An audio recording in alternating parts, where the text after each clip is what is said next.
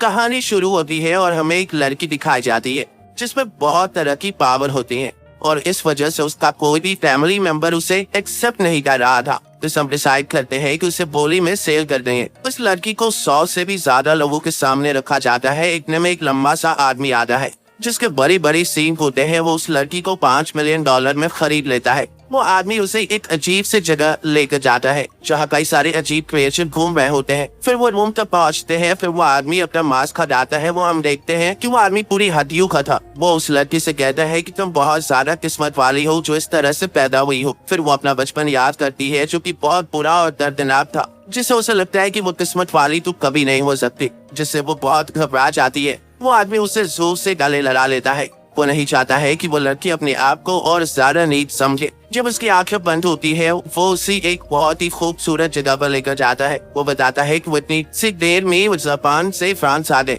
और बताता है कि वो कोई आम बंदा नहीं है, वो एक मेज है जो मैजिक भी कर सकता है। फिर वो उसे नहलाता है। जब वो नहा रही होती है तो वहाँ कुछ फेरी भी आ जाती है जिन्हें एरियल्स कहते हैं। फिर उसे बहुत ही अच्छा नाश्ता मिलता है। एक लेडी जिसका नाम सिल्वर है, वो उस घर की केयर टेकर है। उसे बहुत टाइम के बाद ऐसा ट्रीटमेंट मिल रहा था। अलायंस उसे बताते हैं कि उसे अब ट्रेनिंग दी जाएगी और वो भी एक मेज बनेगी। और अलायंस बताता है कि वो एक रेयर ब्रीड से है जिसका नाम सिलिबैक है। अलायंस बताता है कि सिलिबैक एक जैसा बंदा होता है जो एरियल्स को देख सकता है और मैजिक में भी अच्छे होते हैं।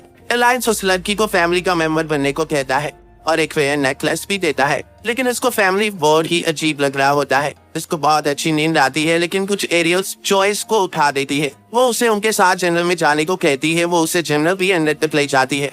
फिर एरियल चॉइस को उनके दुनिया में जाने को कहती है, लेकिन वो एरियल्स को मना कर देती है क्योंकि पहले उसके पास कोई नहीं था। पर अब अलायंस है। इतने में अलायंस वहाँ आ जाता है और चॉइस को वापस ले जाता है। अलायंस चॉइस से कहता है कि वो उसे खुश रखेगा। इसके बाद चॉइस 2 दिन तक सोती है। चॉइस के उठने के बाद अलायंस से शॉपिंग पर ले जाता है और अपना चेहरा एक नॉर्मल इंसान में बदल लेता है जिसे कोई भी उसे पहचान न ले। अलायंस चॉइस को एक लाइब्रेरी में ले जाता है जिसके अंदर एक छुपी हुई वर्कशॉप होती है जहाँ चॉइस एंजेलिका से मिलती है जो मैजिक के लिए इक्विपमेंट बनाती है। एंजेलिका को पता नहीं होता कि चॉइस एक सिलिबैक है और वो उसे क्रिस्टल लेती है और उसे चेंज करने को कहती है। चॉइस उसे एक सुंदर गार्डन में बदल देती है जिसके पावर को देखकर एंजेलिका हैरान हो जाती है। अलायंस एंजेलिका से कोई ऐसा इक्विपमेंट मांगता है जिससे चॉइस अपनी पावर का हैंडल कर सके। इक्विपमेंट खरीदने के बाद फिर वो दोनों वापस घर आ जाते हैं और आके देखते हैं कि एक पंडित जिसका नाम साइमन होता है वो उन दोनों का इंतजार कर रहा होता है। उसे अलायंस से मिलना था। कुछ देर बाद अलायंस चॉइस को एक जगह ले जाता है ड्रैगन दिखाने के लिए, लेकिन एक सिल्वर ड्रैगन चॉइस को उठाकर ले जाता है और चॉइस देखती है कि वो एक गोल्डन बाल वाला आदमी उसे कंट्रोल कर रहा होता है। वो उस ड्रैगन के सीक्रेट प्लेस पर ले जाता है और उसे पानी में गिरा देता है जिससे चॉइस पूरी भीग जाती है। इतने में अलायंस परछाई में से निकल कर आ जाता है। गोल्डन बाल वाला आदमी बताता है कि वो ड्रैगन लाइन का केयर टेकर है और साथ में ही वो एक मेस भी है जिसका नाम लिंडल है। लिंडल को अलायंस से कुछ बात करनी थी, इसलिए वो चॉइस को बेबी ड्रैगन के साथ खेलने के लिए छोड़ देते हैं। कुछ देर के खेलने के बाद चॉइस देखती है कि पूरा ड्रैगन वहाँ होता है जिससे जिंदगी खत्म होने वाली होती है। चॉइस इसके लिए दुखी हो जाती है। ड्रैगन का नाम नेमीन होता है और चॉइस अपनी पुरानी जिंदगी को याद करती है और याद करती है कि वो सुसाइड करने वाली थी। नेमीन चॉइस को देखता है कि वो परेशान हो रही होती है तो वो चॉइस को अपनी आखिरी उड़ान पर ले जाता है। फिर जब वो वापस आते हैं तो चॉइस देखती है कि नेमीन पेड़ में बदल रहा है।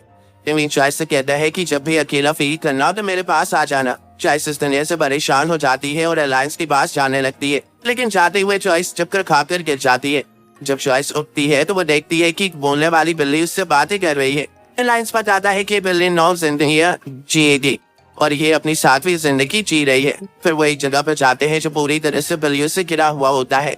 वो बिल्लियां चॉइस को अपनी रानी के पास ले जाती है। रानी बिल्ली अपने नाम मॉली बताती है और वो ये भी बताती है कि वो एक लड़की के साथ रहती है जिसे मॉली अपनी मास्टर मानती है। मॉली को चॉइस की हेल्प चाहिए होती है। फिर मॉली चॉइस को एक स्टोरी सुनाती है। वो बताती है कि बहुत साल पहले एक ईवल बंदा था जो बिल्लियों को मारना पसंद करता था।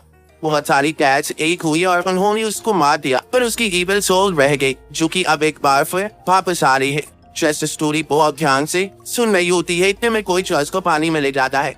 चॉइस देखती है कि जब कैट्स मारता था उसकी वाइफ की सोल से पानी में ले जा रही होती है। वाइफ बताती है कि अपने एक पति से बहुत प्यार करती है, इसलिए चॉइस इन दोनों की सोल को खत्म कर दे जिससे वो दोनों एक नई जिंदगी शुरू कर सके।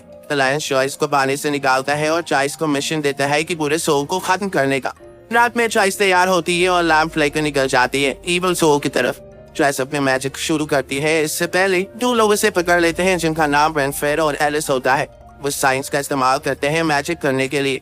चॉइस अब हैरान हो जाती है जब वो उसे बताते हैं कि वो जल्दी मरने वाली है, पर वो दोनों चॉइस को टेस्ट सब्जेक्ट के रूप में ले जा रहे थे।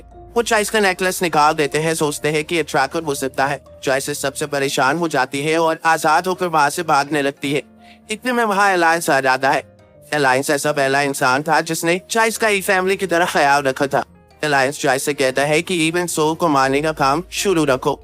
मॉली भी चॉइस की हेल्प करने के लिए आ जाती है और अलायंस जब तक उन दोनों को संभाल रहा होता है, चॉइस मैथ्यू की मेमोरी में जाती है, जिससे उसे पता चलता है कि एक सरसेरन मैथ्यू को बताती है कि उसकी वाइफ मीना के पास ज्यादा टाइम नहीं बचा है। मैथ्यू को उस बचाने के लिए एंटीडोट बनाना पड़ेगा। जिसको बनाने के लिए मैथ्यू टाउन की कैट्स को मारना शुरू करता है। एक दिन मीना वहाँ पहुंच जाती है जहाँ मैथ्यू सभी कैट्स को मार रहा था।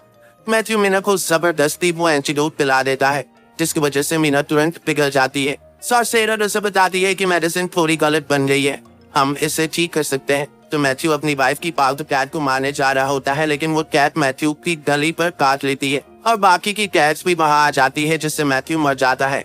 मीना फिर चॉइस से कहती है कि उन्हें मिटा दो। मॉली तैयार होती है अपने आप को इस काम के लिए खत्म करने को। वो चॉइस एरियल्स के विंड मैजिक का यूज करती है सोल को एक शांति भरी एंडिंग देने के लिए। उन दोनों सरसेरन को लग रहा है कि चॉइस कभी सोल को खत्म नहीं कर पाएगी, लेकिन अलायंस चॉइस पर पूरा भरोसा करता है। इतने में तेज हवा आती है और चॉइस मॉली के साथ आ जाती है। चॉइस की सफलता देखने के बाद सरसेरन चले जाते हैं, लेकिन अलायंस रेनफ्रेड के गायब हाथ के बारे में सोच रहा होता है। चॉइस इतना कुछ करने की बात थक जाती है और अलायंस को उसे उठाकर घर ले जा रहा था। चॉइस रास्ते में अलायंस से पूछती है कि वो कब मरेगी। अलायंस जवाब देता है कि 3 साल में। फिर वो कहता है कि वो चॉइस के मौत की और लेट करने का कोई रास्ता ढूंढ ही लेगा, क्योंकि उसे चॉइस के साथ और लंबा जीना है। अलायंस बताता है कि वो ना ह्यूमन है ना ही फेरी। उसने लाखों लोग देखे हैं, पर वो उन्हें कभी समझ नहीं पाया। लेकिन जब उसने चॉइस को देखा तो उसे लगा कि चॉइस को अकेले नहीं छोड़ना चाहिए, क्योंकि उसके पास कोई और रहने की जगह नहीं है। जब अलायंस से ये सब बातें कर रहा होता है, तब चॉइस सिर्फ अलायंस की आंखों में देख रही होती है, क्योंकि उसकी आंखों में सच्चाई दिख रही होती है। फिर चॉइस अलायंस का चेहरा पकड़कर कहती है कि मुझे कभी अकेला मत छोड़ना। नेक्स्ट डे चॉइस 2 हफ्ते लंबी नींद में चली जाती है। अलायंस उसे माउंटेन पर ले जाता है ताकि वो जल्दी रिकवरी कर सके। साइमन भी चॉइस को देखने आता है और फेरी की रानी टिटानिया और उसका पति ओबरॉन भी चॉइस को देखने आते हैं। ओबरॉन चॉइस को उठा देता है और चॉइस जाके अलायंस से गले लग जाती है। टिटानिया बहुत खुश होती है उन दोनों का रिश्ता देख के। फिर वो चॉइस को गुड ब्लेसिंग देती है और चली जाती है। हमें पता चलता है कि अलायंस एक पूरा पास्ट चॉइस से छुपा रहा होता है। अलायंस चॉइस को मैजिक सिखाता है ताकि चॉइस अपने आप को अच्छे से मुसीबत से बचा पाए। अलायंस ने कुछ गलत काम किए होते हैं पास्ट में, तो इसलिए उन्हें चॉइस की हेल्प करनी होती है। अलायंस चॉइस को एक रिंग देता है और बताता है कि चॉइस की हेल्प करेगी मैजिक के कंट्रोल करने में।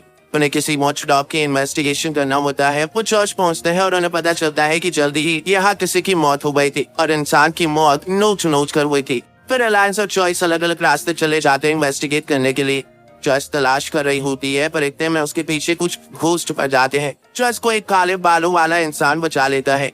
वो इंसान वही डॉग होता है जिसकी वो तलाश कर रही थी, पर वो देखती है कि डॉग घायल है। चॉइस उसकी हेल्प करने की कोशिश करती है और इतने में एलिस वहाँ आ जाती है और डॉग को ले जाने को कहती है और चॉइस उसे अपनी मैजिक से सलाह देती है। डॉग का नाम एलिस होता है। वो बताता है कि जब से उसके मास्टर की डेथ हुई है वो बहुत ही परेशानी झेल रहा है, पर अपनी मेमोरी चॉइस के साथ शेयर करता है और बताता है कि चॉइस के बालों का कलर भी उसके मास्टर इसाबेल की तरह है। अलायंस वहाँ पहुँचता है और एलिस भी नींद से उठ जाती है। पुलिस अलायंस से हेल्प मांगता है कि एक सॉर्सरर जो उससे ब्लैकमेल करके क्रीचर पे मारा है जिनका नाम सिमर्स है, अलायंस हेल्प के लिए मान जाता है। लेकिन इतने में कोई उन पर अटैक कर देता है और चॉइस वो अटैक अपने ऊपर ले लेती है। अटैक करने वाली का नाम कर्ताफिल्स होता है, जिसके बारे में अभी बताता है। अलायंस चॉइस को इतना घायल नहीं देख पाता है और एक बड़ी मॉन्स्टर में ट्रांसफॉर्म हो जाता है। पुलिस चॉइस को पकड़ता है। चॉइस वॉलस की मेमोरी देखने लगती। वो देखती है कि वॉलस को हमेशा लग रहा होता है कि उसका मास्टर वापस आएगा, लेकिन ऐसा नहीं होता और वॉलस चॉइस को भी नहीं खोना चाहता। किस्मत से चॉइस होश में आ जाती है।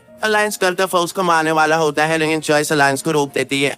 रेनफोर्ड आता है और कर्ताफिल्स को शूट कर लेता है, लेकिन वो रीजनरेट हो जाता है। चॉइस से सब देखने ही बारी होती, पहले मीना और अब इसाबेल।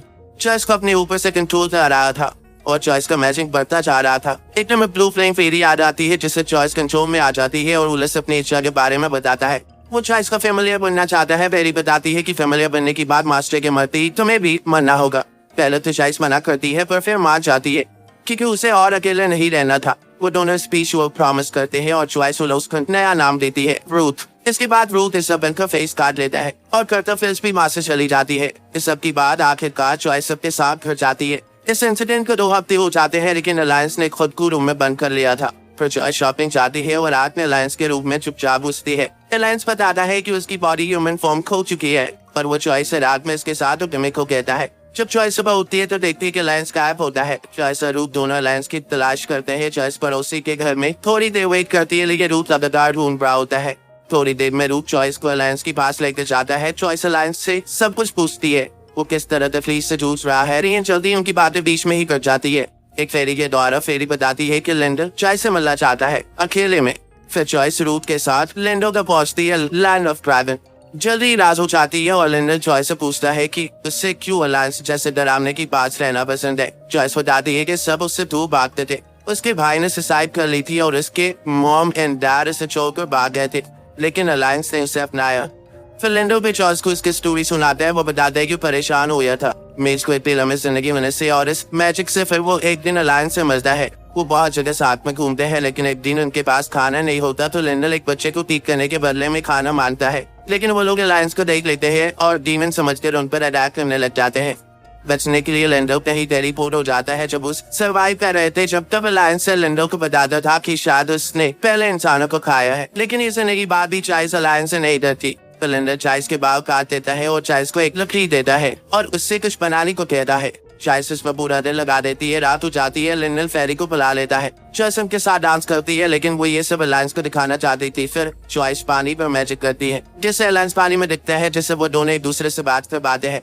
अलायंस बताता है कि उसके बिना घर बहुत खाली खाली लग रहा है। चॉइस कहती है कि वो जल्दी ही आएगी और अपनी फीलिंग्स भी शेयर करेगी। अलायंस के साथ सुनकर अलायंस को और भी याद आने लग जाती है। चॉइस लकड़ी छील देती है और फिर लिंडा चॉइस की बाल और कुछ हीरे से उसे रेड कर देता है। चॉइस जैसे ही उसे छूती है वो टेलीपोर्ट हो जाता है, जहाँ वो नवीन से फिर मिलती है। नवीन चॉइस से कहता है कि जो भी तुम्हारे दिल में है कह दो। तो चॉइस बताती है कि पहले से डर लग रहा था अलायंस उसे घर से निकाल न दे। फिर उसे लगने लगा था कि ऐसे में अलायंस ने बाकी को अपने से दूर कर दिया, वैसे उसे भी ना कर दे। नवीन चॉइस को मोटिवेट करता है और चॉइस को अलायंस के पास आने को कहता है। चॉइस एक फास्ट बोट बन जाती है और उतनी में अलायंस के पास पहुंच जाती है, पर दोनों गले लगते हैं। चॉइस इतना मैजिक यूज करने की वजह से 2-3 की नींद में चली जाती है, लेकिन जब वो उठती है तो वो आज तक जितने भी लोगों से मिली थी सभी को धन्यवाद करती है, क्योंकि अब उसके पास एक ऐसी जगह थी जिससे वो घर कह सकती थी। और यहीं पर यह स्टोरी एंड हो जाती है।